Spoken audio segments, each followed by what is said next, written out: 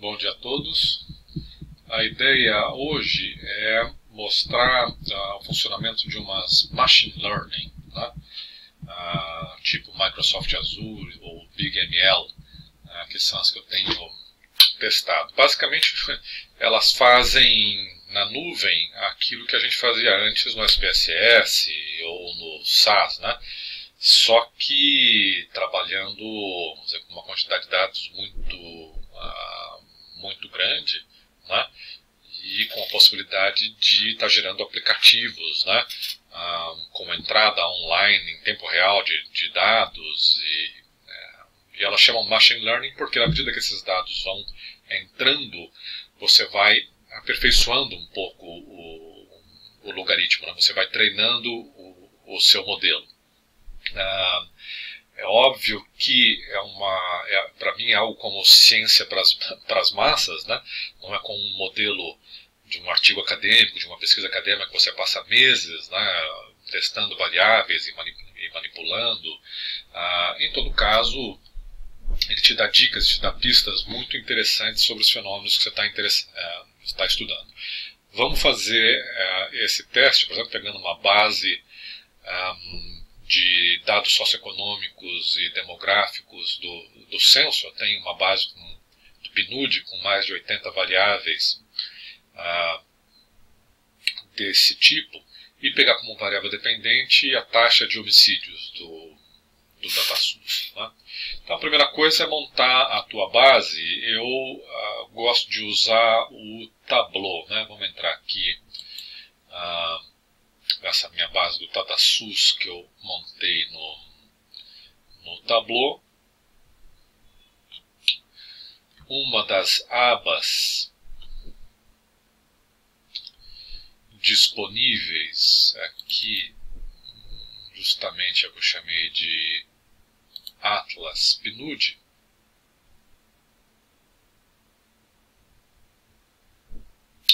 então, aqui ela traz o estado, o nome da mesorregião, o nome da microrregião, né? A taxa de homicídios medidas pela saúde e essas 80 variáveis, né? Só exemplificando. Então, porcentagem da população em domicílios com coleta de lixo, em domicílios com densidade maior do que 2 pessoas, em domicílios com energia elétrica, domicílios com pessoas vulneráveis à pobreza em que ninguém tem fundamental completo. Vou correr rapidamente, não vou passar por todas elas, né? Só para vocês terem uma ideia. Dados de população, para você calcular as taxas, né? Isso depois a gente tira na hora da análise. Renda per capita e assim por diante, né? A vantagem de o dado estar num formato de BI é que eu posso escolher, por exemplo, a unidade de análise que eu quero testar. Eu poderia descer aqui, por exemplo, até o nível de municípios. Aí eu teria algo em torno de 5.500 linhas na minha base. Agora, o problema é quando a gente desagrega muito a informação, né? Você tem municípios com 0 homicídio, ou então, né, aqui por exemplo esse homicídio, ou então onde aparecem taxas muito altas, porque o município tem uma população muito pequena.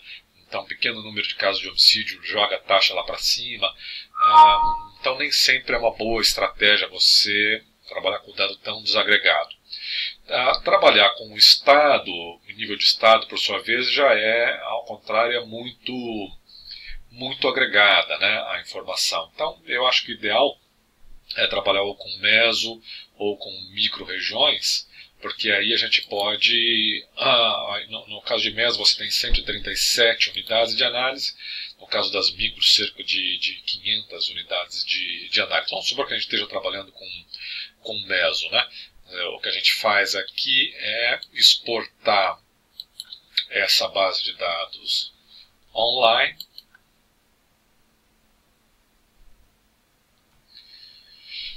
Ela está baixando aqui. Já fez o download. Deixa eu abrir só para vocês verem como ficou.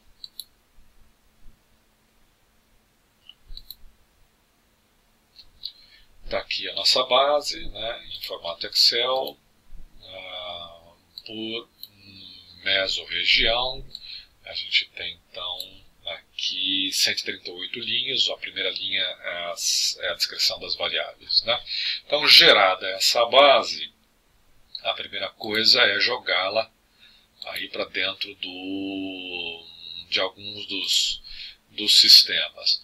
Deixa eu pegar aqui, por exemplo, o Microsoft Azure, né? Eu gosto do Azure aqui. Bom, você tem a tua área de datasets, né, onde você coloca as tuas bases de dados, né?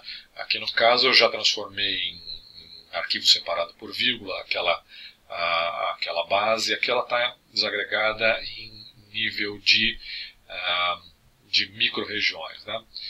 Vamos supor que a gente esteja começando aí um experimento. Vou começar um experimento em branco. Vou ter que aumentar aqui o tamanho da página. Então, vou começar um novo experimento. Então, o primeiro passo, obviamente, é você colocar as tuas bases de dados. Tá? Até aqui. Vamos visualizar.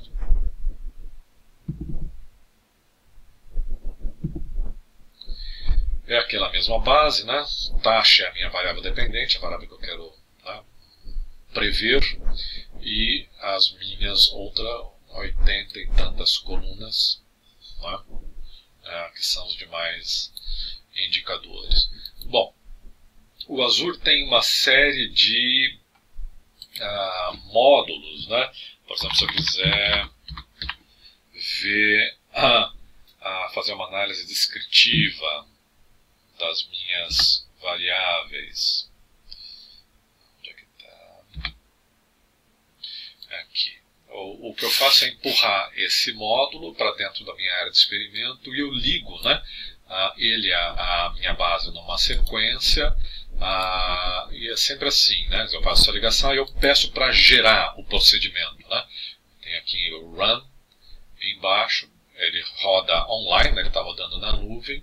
E aqui ele vai me deixar então visualizar algumas estatísticas descritivas, né, de cada uma das minhas variáveis, a contagem, mínimo, máximo, média, desvio padrão, e assim por diante. Então, eu não vou entrar aí em todos os módulos, mas ele tem, só para vocês terem uma ideia, uma série de recursos para fazer a manipulação da tua base online, né? Quer dizer, praticamente tudo que você fazia no SPSS ou no SAS você pode fazer online, né? Então ele converte a tua base numa série de formatos, você pode ler, né, de várias fontes, você transforma teu dado de diversas maneiras, né? Por exemplo,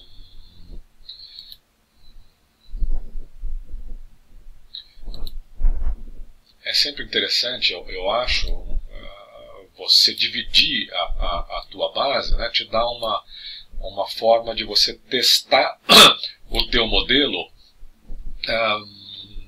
né, como se fosse uma base em paralelo, né, para ver se os parâmetros se mantêm, né, nas duas metades da base. É uma forma de você validar, de você corroborar os teus resultados, tá? Você pode selecionar, uma coisa que eu gosto de fazer também, já que a gente está falando aqui de 80 variáveis, às vezes é muito complexo, né, para fazer uma análise de tantas variáveis ao mesmo tempo. Deixa eu ver aqui.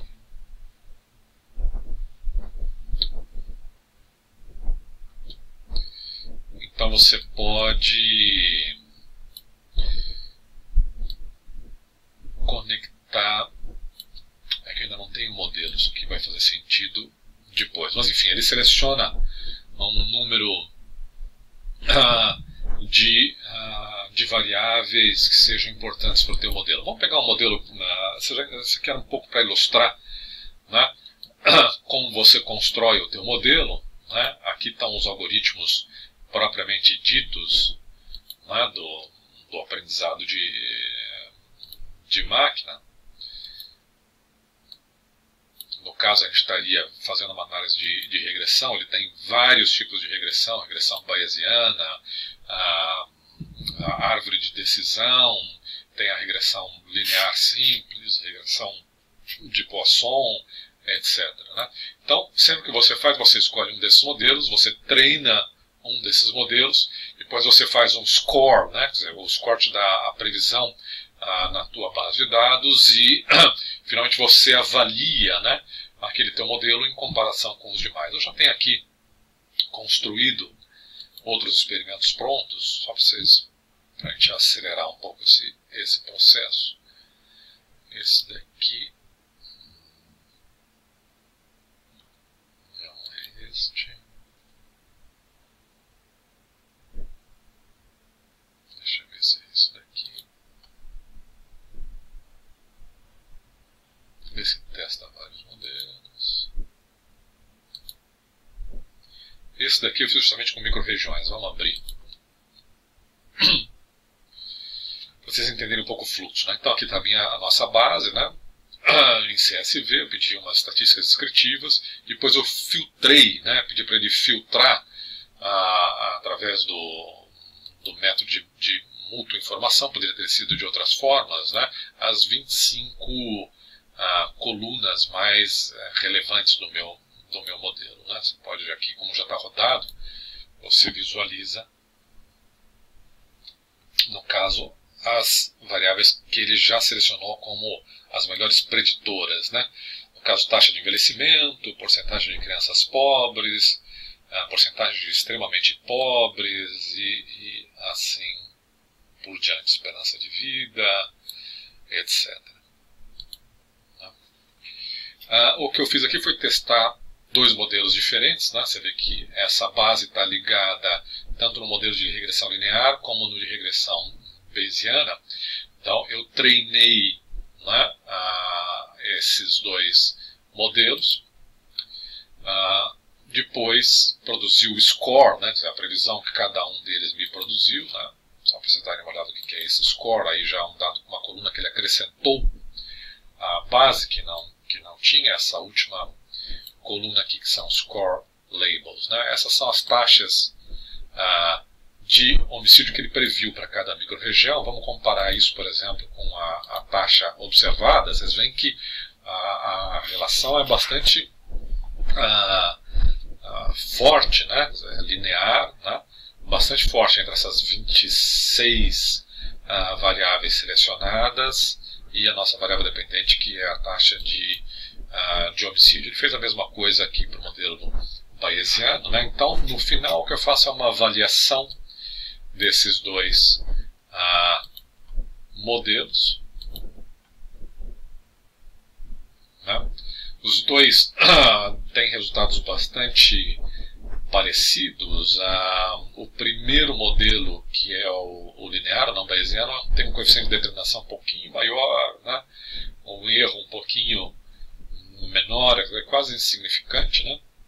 Mas é um pouquinho melhor do que o demais. Bom, feita então a escolha do modelo, eu posso simplesmente salvar aqui a minha variável, né, entre os meus datasets, né?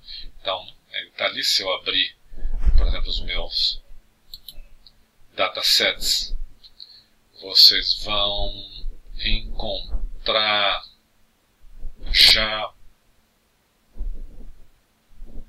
a base salva. Deixa eu ver. Datasets é aqui. Aqui já a previsão, né, produzida pelo aquele modelo. O que eu faço depois é criar um experimento novo. Vamos criar ele em branco, né? Eu pego lá o meu... Desculpa, vamos voltar. Vou criar um experimento em branco. Aí eu abro os meus datasets, está aqui previsão.